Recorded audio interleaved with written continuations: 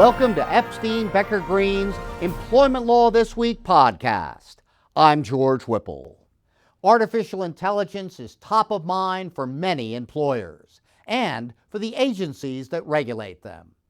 On a federal level, we're seeing a marked slowdown in new regulations, with the administration aggressively pursuing a deregulatory, innovation-first approach. Meanwhile, state governments are experimenting with many different approaches to regulating AI, some that directly impact employers. In order to help employers track the fast-moving regulatory landscape, Epstein Becker Green has published a state-by-state map highlighting the legal landscape for AI. Today, we take a look at two of these state-level initiatives.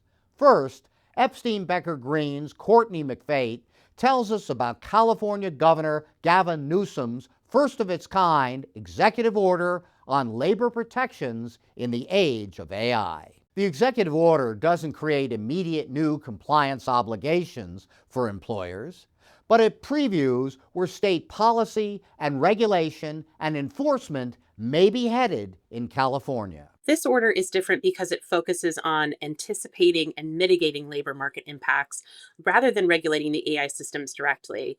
It's essentially the first U.S. state executive order to frame AI workforce disruption as an imminent, coordinated policy emergency, basically treating it the way the states treat disaster preparedness rather than a vague future concern. Also, it mandates specific agencies to report on AI labor market research statistics and produce recommendations on updating warrant obligations for AI-driven mass layoffs.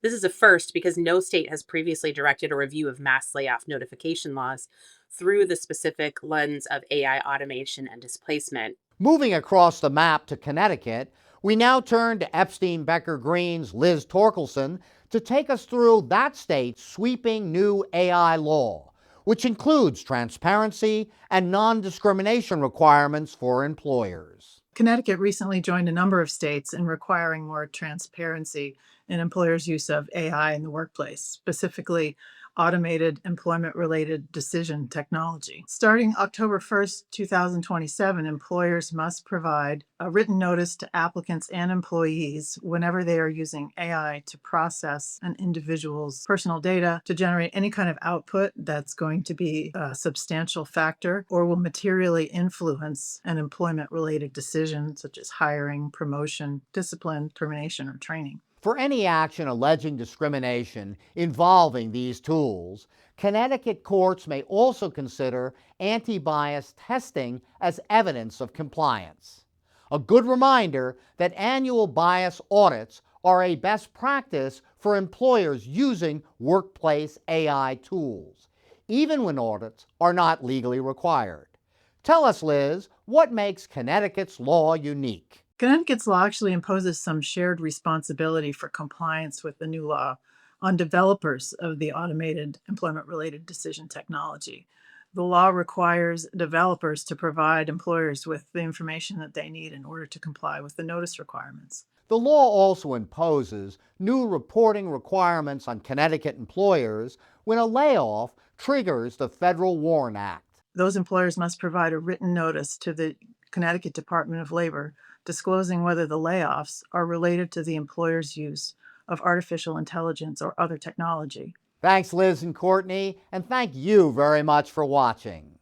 Don't forget to check out our state-by-state AI legislation tracker. Thanks for listening. We'll see you next time.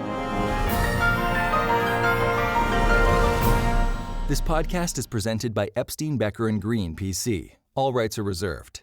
This audio recording includes information about legal issues and legal developments. Such materials are for informational purposes only and may not reflect the most current legal developments.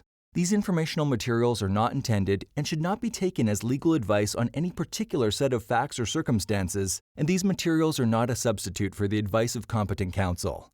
The content reflects the personal views and opinions of the participants. No attorney-client relationship has been created by this audio recording. This audio recording may be considered attorney advertising in some jurisdictions under the applicable law and ethical rules. The determination of the need for legal services and the choice of a lawyer are extremely important decisions and should not be based solely upon advertisements or self-proclaimed expertise. No representation is made that the quality of legal services to be performed is greater than the quality of legal services performed by other lawyers.